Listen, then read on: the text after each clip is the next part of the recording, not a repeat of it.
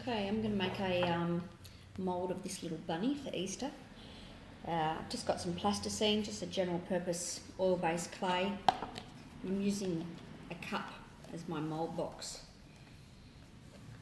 And because it's a three-dimensional shape, I will need to cut the mould to get the little bunny out. So I'm going to sit him down in the bottom of my plasticine, the bottom of the cup and the clay, and that just keeps him sturdy and in the place that I need him. So I've measured out part A and part B, equal parts. I've got 5 minutes mixing time with my silicone, so I just add one into the other.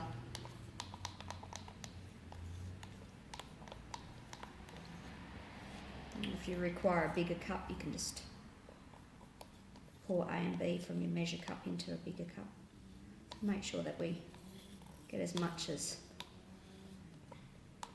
we can out of the measuring cup, so our parts are equal. So we now have to really mix all those streaks of white and pink together so it's a uniform, consistent colour.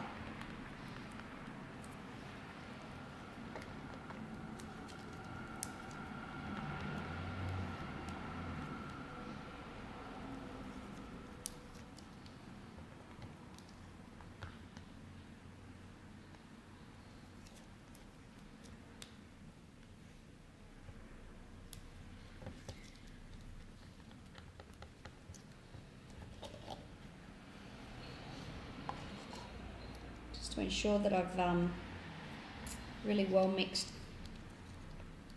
from the bottom of the cup where there might have been some white or pink streaks, I'll just pour it into another cup.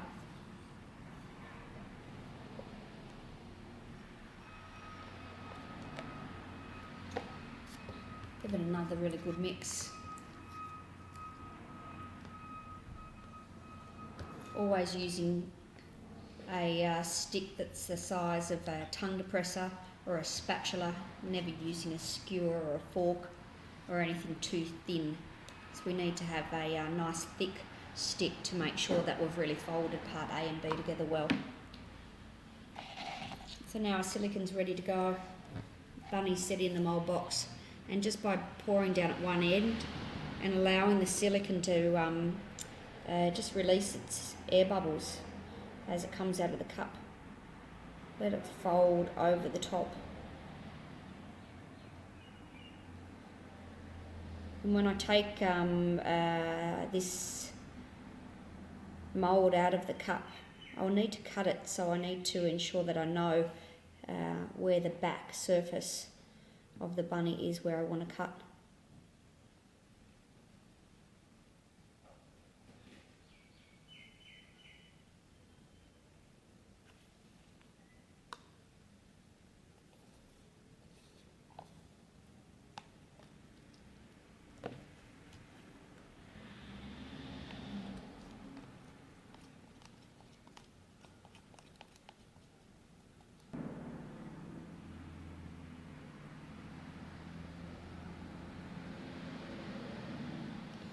Covered over the bunny's ears, and I wanted about a thumb thickness above.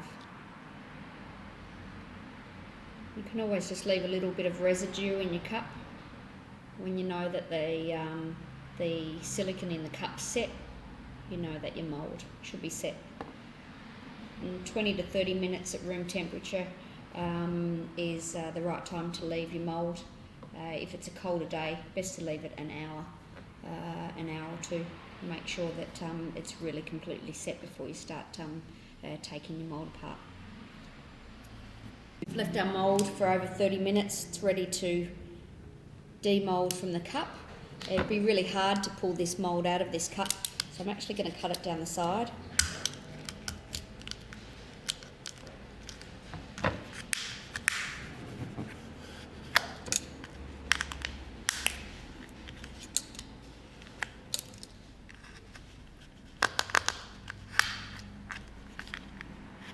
Obviously be careful when doing this.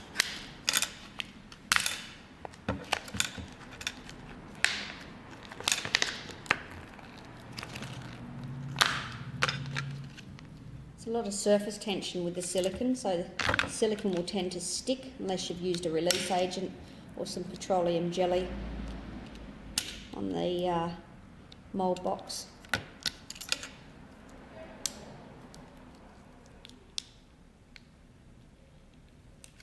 Okay. So underneath, a little rabbit is stuck inside. So what we need to do now, we actually need to cut this mould. So the two ways to mould that rabbit was a two-part mould or a solid mould like this where we actually cut a seam. So I can see the rabbit's shape and form and that the tail would be at the back. So I want to cut up the back of the mould to get him out. So very carefully just cut with my Stanley knife as gently as I can.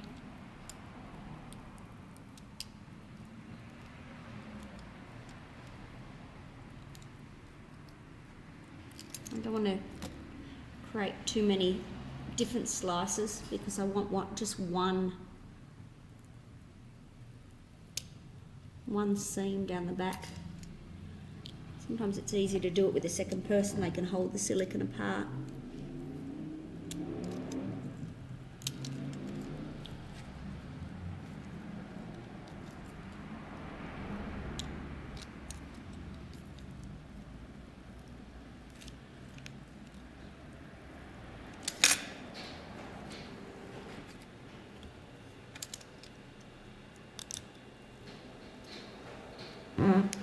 I won't take it all the way down, I'll just see if this little rabbit will come out like this.